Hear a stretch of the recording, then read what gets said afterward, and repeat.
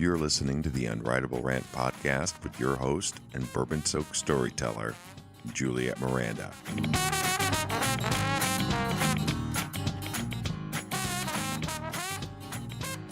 Hey there, y'all. It's Juliette Miranda, and this is episode 152 of the Unwritable Rant podcast. Once again, y'all, I am taking a break from the bourbon-soaked stories this episode, and I'm sharing with you my conversation with KK Downing, the guitarist and founding member of the band Judas Priest. KK has a book coming out this week. It's called Heavy Duty, and it is on Capo Press. So we talk about the book, but we really get into his time with Judas Priest. We talk about how he helped shape the band's look and sound. We go into recording some of the band's most popular songs, and KK has a very cool story about You Got Another Thing Coming. And KK also shares some really personal thoughts about why he hasn't joined another band since he retired from Judas Priest. I gotta say, this is a fun conversation.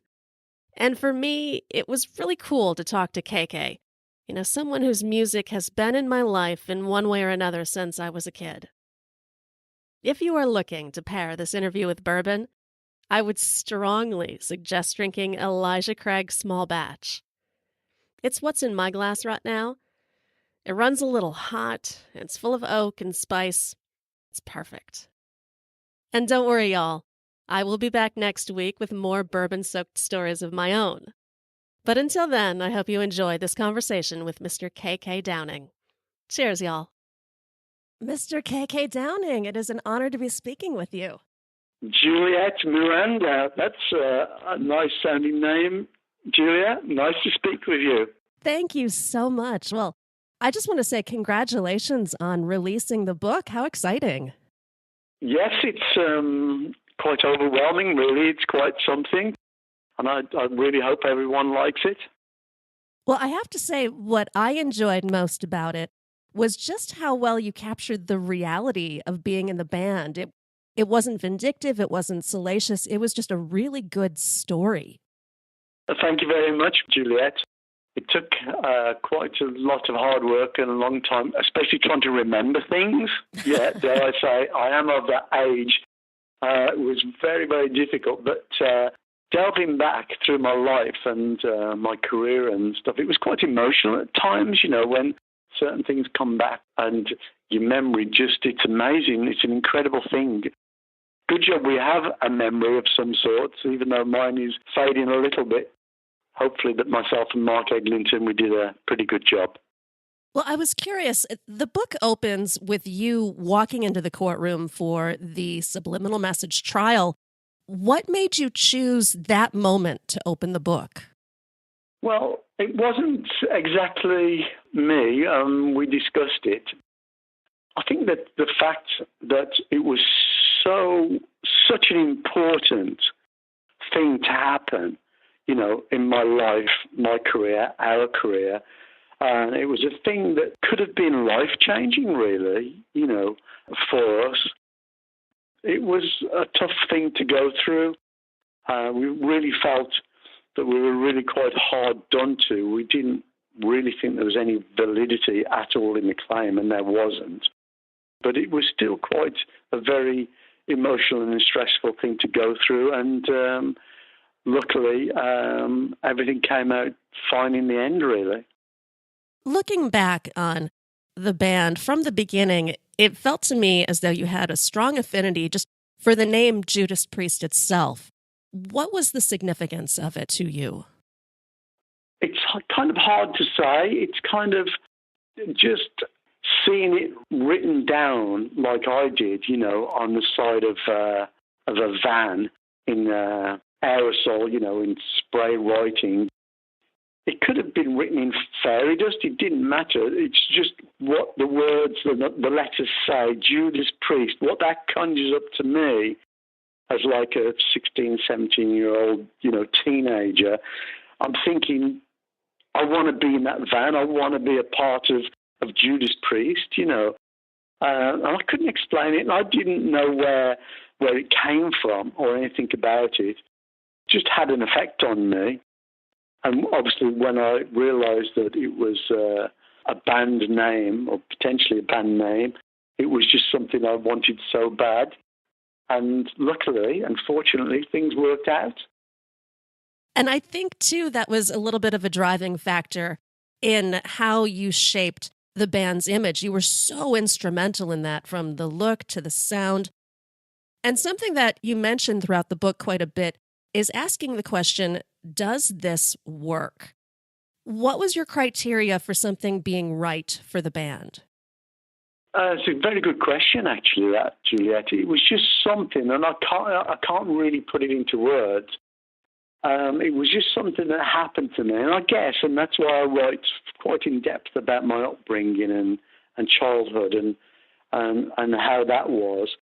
And I wanted to document that really, just to reach out to everybody, the fans or people that know me or don't know me, and just because I know a lot of other people would have gone through a similar sort of thing as a working class upbringing. So kind of wanted to let them know that, I went through that also.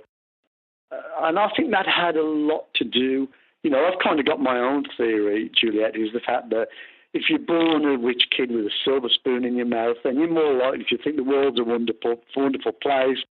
Mum and Dad love me. They let me get away with anything. I can do what I want. And I love pop music, and I'm going to go to pop concerts. But for us, people like me, it was a lot different. It was a lot different. So that when I first heard something, with my ears, thinking, for example, the Kinks, You Really Got Me, or as I mentioned, Barry Maguire, Eva Destruction, or very early Rolling Stones, or very early, a bit of Steppenwolf maybe.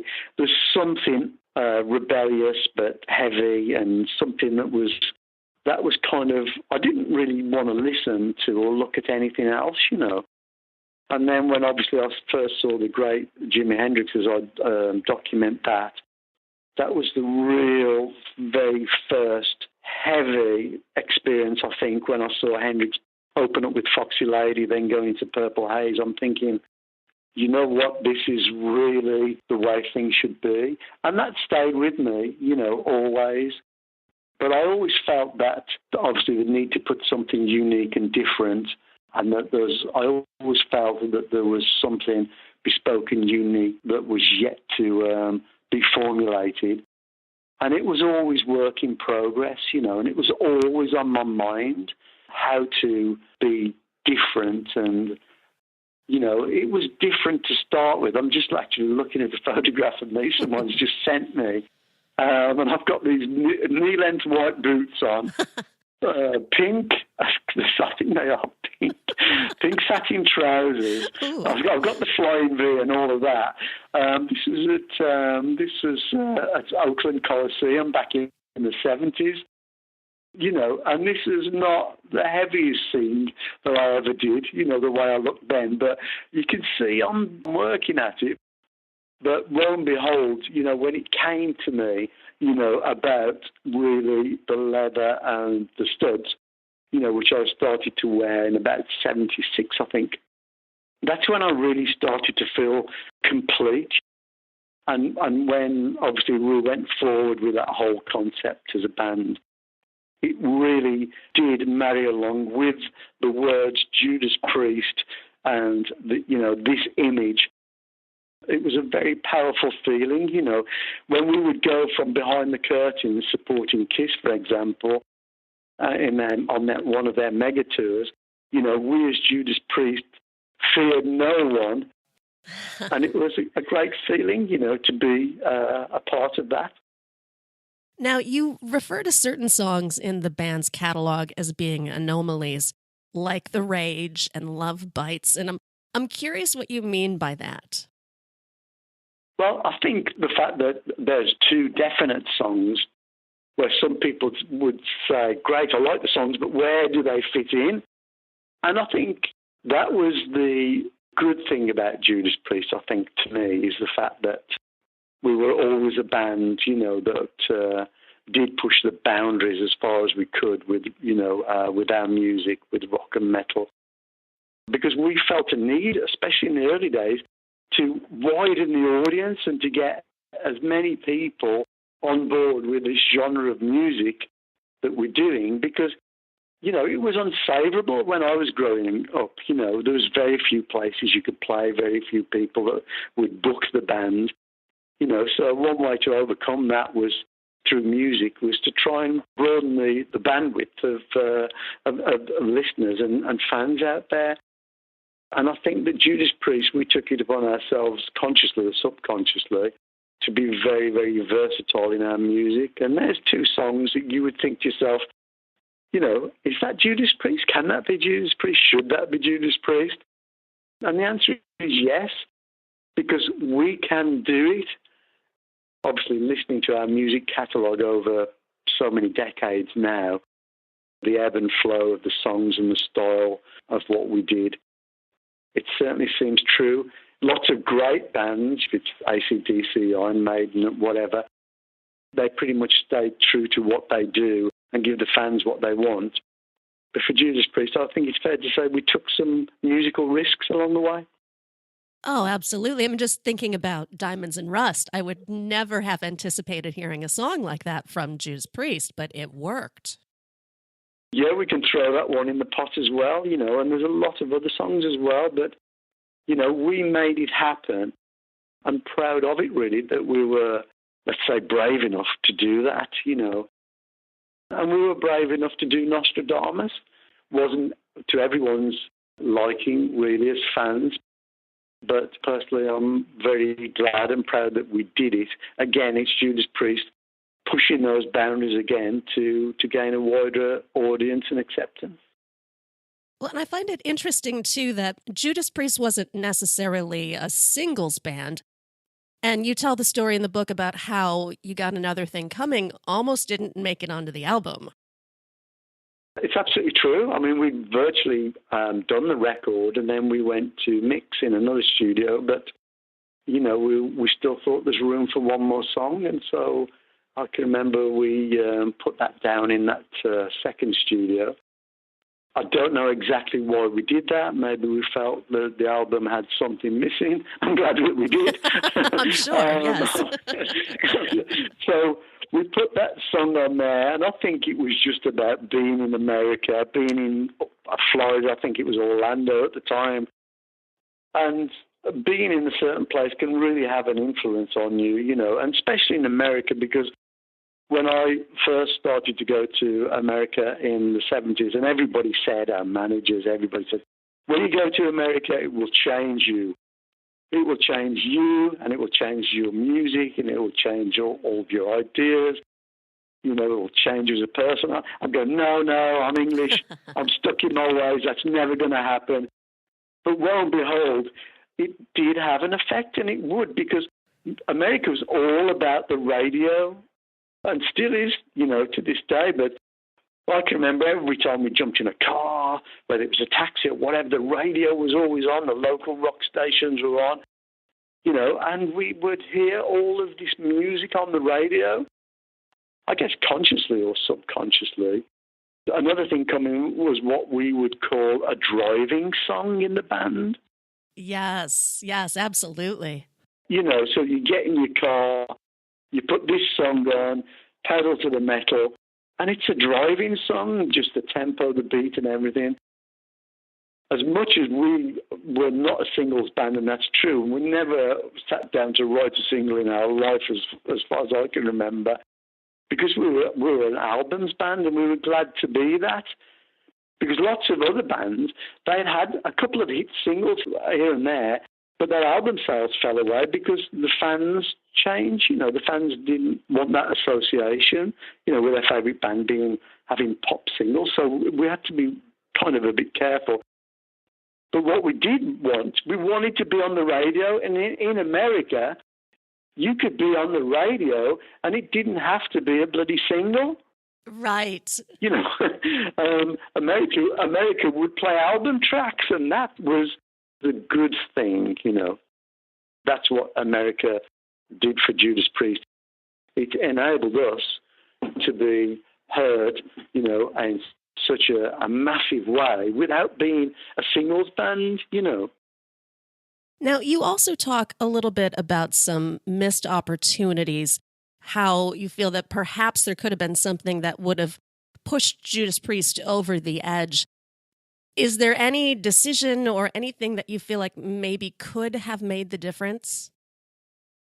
Probably not one thing in particular, really. I think it's probably, over such a long period of time, if you make one decision that's not that good every month, then it kind of all accumulates, You can only surmise. Judas Priest, as I probably did mention in the book, we could have gone further. I mean, lots of people will see us as big a band as probably any other band you can mention. But really, from record sales and financially, we will probably be nowhere near an awful lot of the bands. So something not quite happened along the way, I think. So not pointing the finger at anywhere or at anyone in particular, but just an accumulation of things, I think, along the way.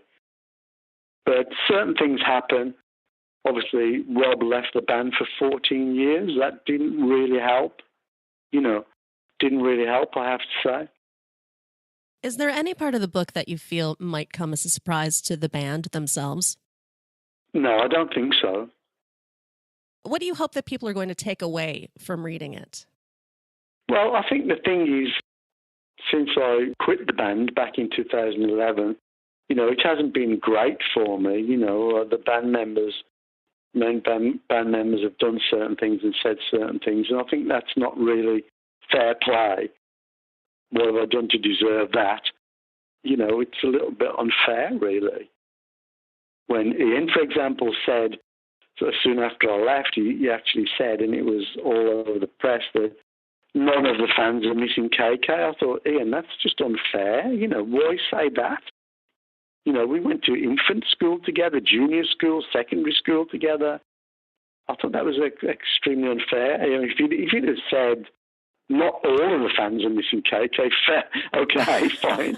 But obviously, I was reading different things in the press than Ian was. A lot of people did actually say no KK, no Priest. We all had fans. So I thought that obviously I had to express, to all of the fans.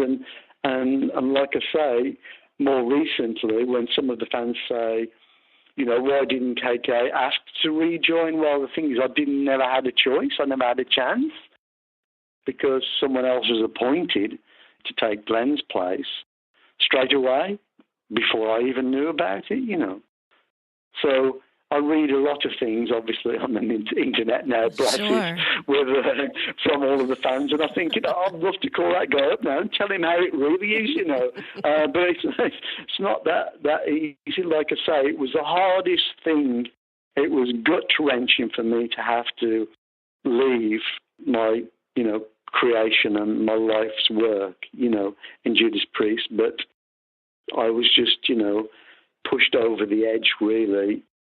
Because, the thing that did it, as I think I pointed out, was having to do an EP after the epic Nostradamus. Judas Priest is not an EP band, We could do an EP and then go out on tour and something tragic could happen, and maybe I would find myself ending my career on a 5-track EP. I didn't want to do that. But anyway, fortunately, the guys realised that it was a bit of a stinker of an idea and went ahead and did an album, and I'm glad that they did, because I think that was the best thing to do. Do you ever see yourself joining another band? Obviously I have lots and lots of opportunities, and there's lots of people that I've worked with before, and it could happen, but my whole life, as I say, revolved around Judas Priest. All of the time that I was in there, Rob and Glenn did their own. Glenn did 2 solo albums. Rob did God knows how many. And they sold their merchandise through their websites and stuff. But I was completely, totally dedicated. I'm thinking, I don't need to do anything else. If I have good song ideas, then I need to put them to Judas Priest and let Judas Priest have the benefit of them. I was just dedicated, and that was me. And that's why since I haven't picked up the baton and run with it and done anything else. I've just concentrated on helping, as much as I can, some younger musicians and younger bands and doing various things. And at the same time, trying to stay in touch with the fans, A lot of us were very young together, and everyone knows who they are and who I'm talking about. And now we're much older together, but there's no reason why we can't continue to rock together. Well, and I think your book is really just a fitting and graceful tribute to the time with the band and the development and all of your contributions. It's a wonderful book. Oh, thank you very much. I'm really, really pleased to hear that, because, you get so nervous doing these things that I really hope everyone enjoys it and can take something away from it. Basically, knowing that us guys up there on the stage, that, speaking for myself, first and foremost, I'm just as much a fan as anyone out there that's never picked up an instrument, and there is no difference between us. We're all humans.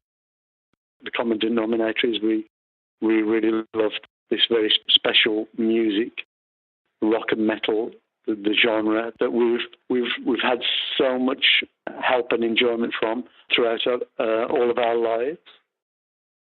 Well, the book is heavy duty. It will be available for sale on September 18th. KK, thank you so much for speaking with me today. This has been a huge honor for me. I've had so much fun. I appreciate your time so much. Thank you very much, Juliette. It's been a pleasure speaking to you, and good luck with your amazing podcast. And a big hello and a thank you to all of the fans out there, all of the listeners. I'll see you around soon, hopefully. I hope so, too. Well, I hope you have a great afternoon, and take care. Thank you very much. Bye-bye for now. Bye-bye. Go to theunwritablerant.com and sign up to get early access to interviews and new videos. And don't forget to connect with Juliette on Twitter @MorningNeurosis. Girl, you as pretty as a Sunday morning, standing on the corner at Carondelet. What you say we make our way up to Bourbon, a couple hurricanes and a hand grenade, and get blown away and let the chips fall where they may. If it's all the same, what you say, bon ton relay. Hey, pretty mama, I can smell the gumbo. Sweetest taste of honeysuckle on my lips. Good God Almighty, I can hear the trombone. Every heart ought to beat to a rhythm like this. Come a little closer, honey, let me hold you. Nothing tastes better than a bourbon kiss. You can be the flower on my magnolia. Every heart ought to beat to a rhythm like this.